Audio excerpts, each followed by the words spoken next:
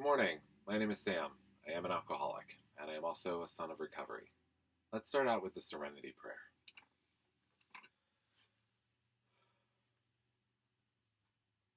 Good and gracious God, grant me the serenity to accept the things I cannot change, courage to change the things I can, and wisdom to know the difference. Amen. I've been reading through the AA Big Book, and I'm in the section of personal stories. Today's personal story is Because I'm an Alcoholic. This drinker finally found the answer to her nagging question, why. I suppose I always wondered who I was. As a child, isolated in the country, I made up stories, inventing myself along with imaginary companions to play with. Later, when we moved to a large city and I was surrounded by kids, I felt separate, like an outcast, and although I learned to go along with the cultural norm as I grew up, still underneath I felt different. Alcohol helped. At least I thought it helped until I saw the oppressive 30-year shadow it cast on my life. I discovered it in college, and although at first I didn't drink often, I didn't have the opportunity, whenever I started, I drank as long as there was any alcohol around. It was a reflex. I don't remember liking the taste, but I liked that it seemed to bring me to life and get me through a date or a party able to talk. It moved me outside of that hole I felt in myself, and lowered the wall I created between me and any person or situation that made me uncomfortable. For 10 years, through college and graduate school, interspersed with jobs, I drank periodically. So it was easy enough to think that I was a social drinker. Looking back, I see that alcohol helped me construct an image of myself as a sophisticated metropolitan woman, diminishing my feelings of being a backward country girl. I studied vintage wines and selected them with care to accompany the gourmet dishes I learned to make. I read about the correct drinks for various occasions. I learned to put just the tiniest whiff of dry vermouth into my martinis. Meanwhile, my tolerance for alcohol grew, so that while at first I got sick or passed out, as time went on, I could hold larger quantities without any visible effects until the next morning's hangover. Behind the facade, my real life seemed just out of reach. I wanted to consider myself a grown-up, but inside I felt small and helpless, hardly there at all. I would look at my friends, delightful, interesting, good people, and try to define myself through them. If they saw something in me that made them want to be with me, I must have something to offer. But their love for me was not a substitute for loving myself. It didn't fill the emptiness. So I continued spinning fantasies, and now alcohol fueled my dreams. I would make great discoveries, win the Nobel Prize in medicine and in literature as well. Always the dream was somewhere else, further off. And I took a series of geographical cures in search of myself. I was offered a job in Paris and jumped at the chance. I packed my trunk, left my apartment to my boyfriend, and sailed off, thinking that at last I would find my real home, my real self. I began to drink daily and rationalized that in France, of course, you have to have wine with meals. And after the dinner, after the wine, then there were liqueurs. My journals and letters bear witness in the deterioration of my handwriting as the evening wore on, drinking as I wrote. It was there, too, that I first became dependent on alcohol. After work on the way to the Alliance Francoise for classes, I'd stop at a bistro for a glass of cognac to give me courage to get me there. My need greater than the embarrassment of being a woman drinking alone in the 1950s. One vacation, I went to visit friends in Scotland, traveling slowly through the English and Welsh countryside. The bottles of cognac and Benedictine I brought as gifts for them, I drank in little hotel rooms miles before I got there. As long as it lasted, I could stay out of the pubs. Europe hadn't proved to be the change that would repair my life, and I started west again. It was in Cambridge that I pronounced my first resolutions about cutting down. New Year's resolutions I recycled for a dozen years while my drinking in my life kept getting worse. Alcohol had enslaved me. I was in bondage to it, although I kept assuring myself that drinking was a pleasure and a choice. Blackouts began, vacant places in my life when hours would disappear, lost to memory. The first time was after I'd given a dinner party. The next morning I woke up without remembering that I told my guests good night and gone to bed myself. I searched the apartment for clues. The table was cluttered with dessert dishes and coffee cups. Bottles were empty, and the glasses too. It was my custom to polish off any drinks that were left. My last memory was sometime during dinner. Did we ever finish?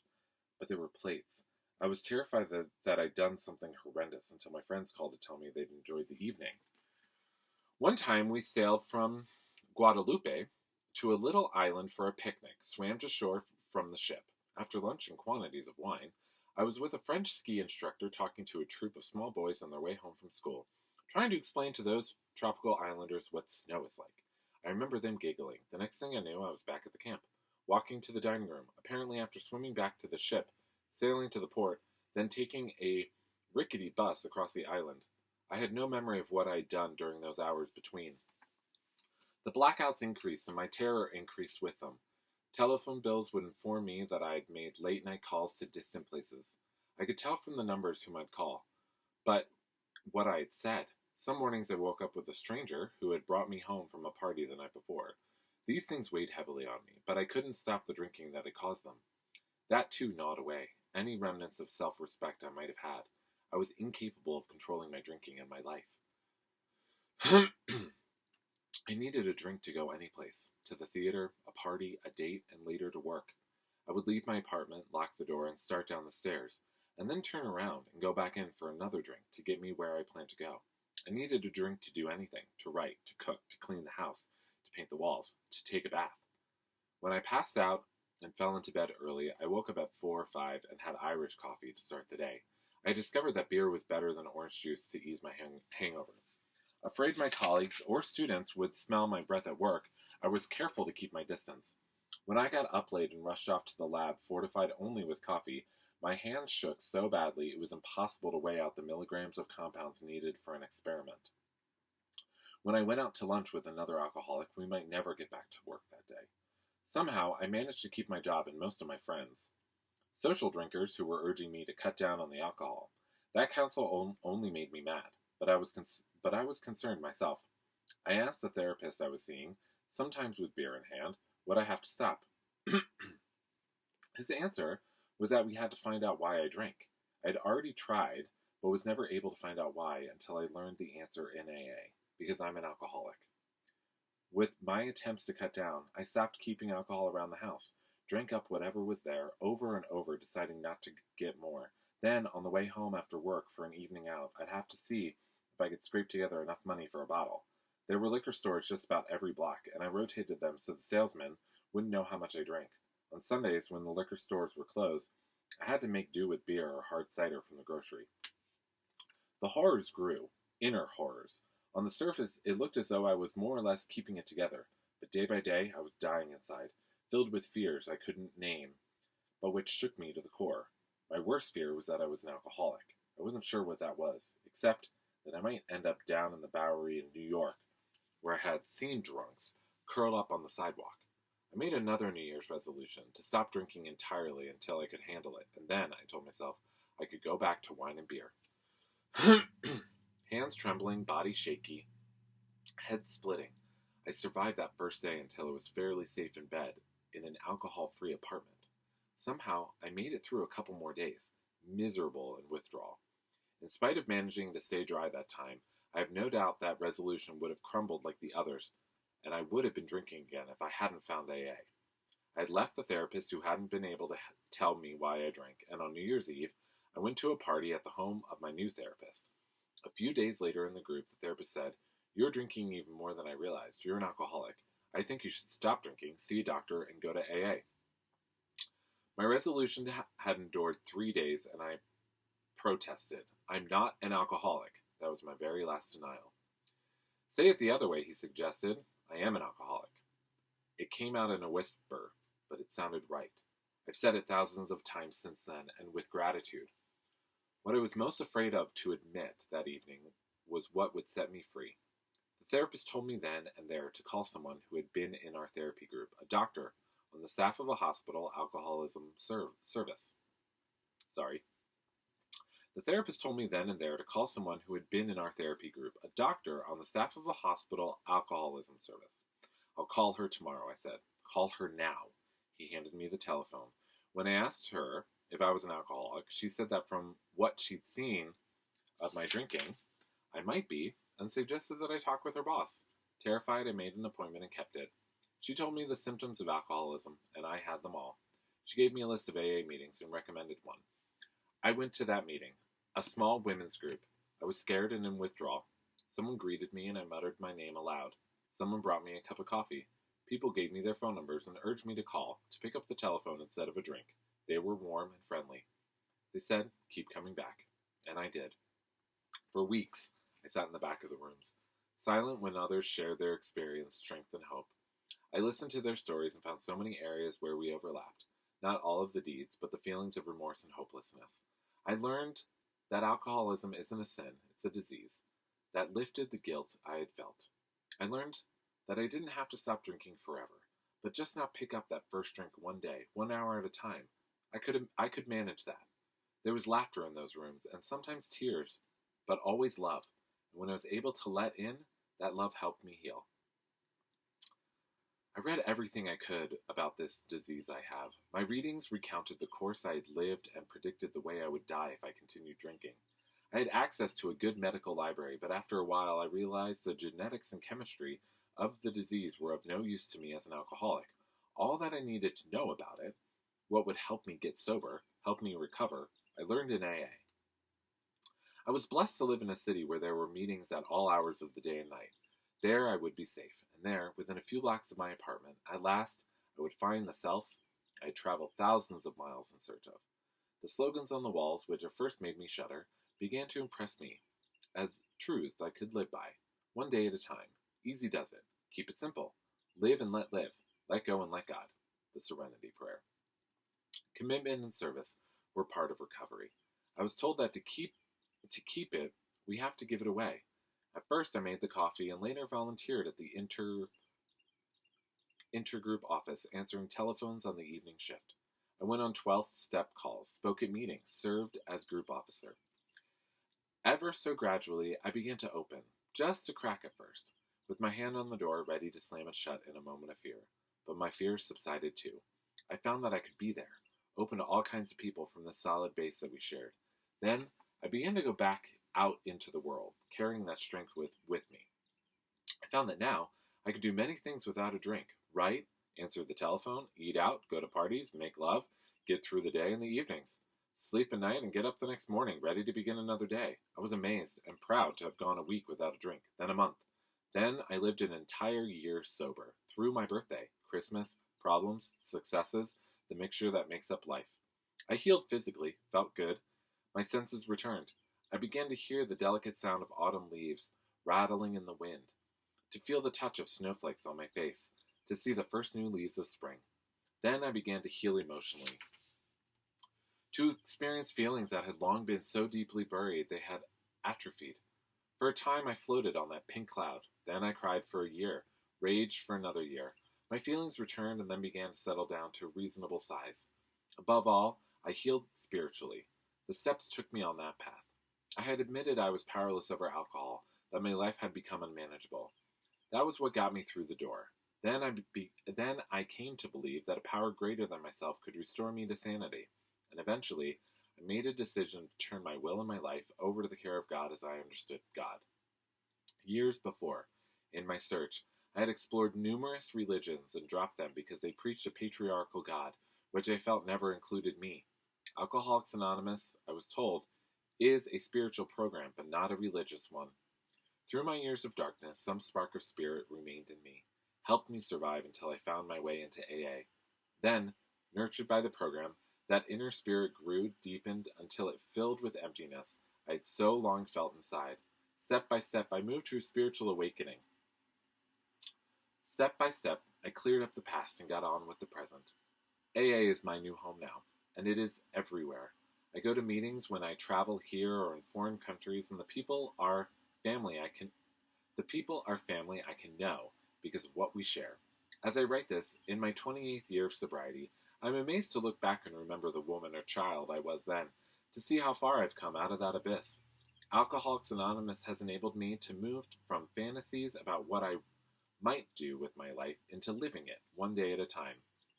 In my first move that was not a geographic, I left the city and moved to the country. I left research and became a gardener. I discovered that I am a lesbian and that I love women. I'm fulfilling a long-time dream of writing fiction that's being published.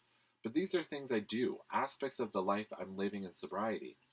The most precious discovery is who I really am, like all of us, a being far beyond any of the ego selves, any of the fantasies I'd made up. That sense of being different, which had long plagued me, disappeared when I saw the threads that run through all of us.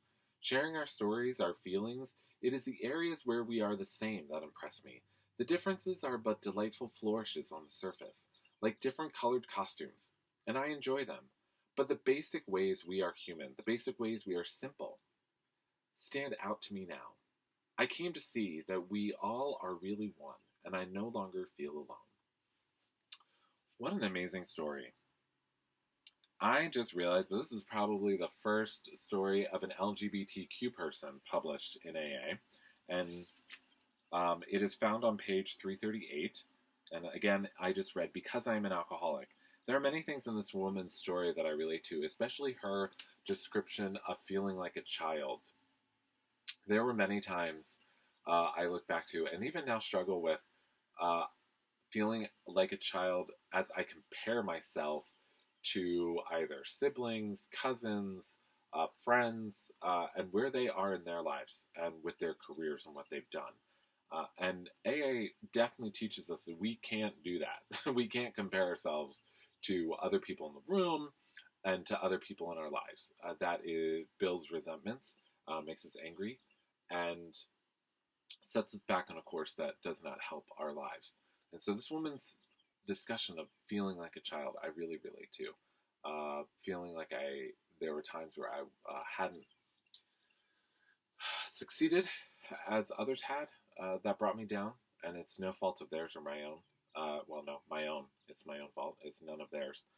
But I also have to remember that I am where I am now, and like this woman has said, great way to end this. Alcoholics Anonymous has enabled me to move from fantasies about what I might do with my life into living it one day at a time. Again, this is a program of action. It's a program of doing. As all of these stories describe, we have to do the program. We have to be in the program and be a part of it, and live one day at a time. And by breaking those cracks, as she said, as starting to open things up and starting to move through and starting to take action, um, by volunteering, by being a part of things, by just making the coffee or emptying the ashtrays or wiping down tables or whatever, just by starting to do stuff and making it a regular habit, doing things becomes a part of our lives. I had blackout experiences. I had moments where I woke up not knowing what I had done the night before, but only seeing remnants of it. And that is terrifying. And so I relate to that in the story as well. And probably, I mean, I would love to talk to this woman about her uh, her sexuality more. Ask her questions if she had any inkling of it when she was younger. I always had an inkling of it. I always knew for a long time that I was gay. I just didn't know how to verbalize it and didn't want to. And growing up in a rather religious home, not badly, just religion was around, and my dad is a pastor. My grandfather was a biblical studies professor, so it just was all over the place around me. There were a lot of discussions happening about homosexuality that I wasn't ready to be a part of or speak into, especially on my own. And that took a while. So I'd love to talk to this person about that. But I do love her story. I love how she did go to the country. I did similar thing of my husband and I moved to the mountains, and love being in the mountains and love being a part of the mountains, and I love gardening and I love being outside and I love exploring and hiking, and so I relate to that with this woman's story too. The gifts of AA are amazing. The gifts of sobriety are amazing. As she's talked about, just because you get sober doesn't mean life stops. It's not, every day is not easy. Every day isn't a walk in the clouds. Problems still arise and things happen. We're living through a pandemic. So it hasn't been easy for all of us, but it is still possible. If you have any thoughts, questions, or ideas, please leave them. Blessings and peace, love, and coffee.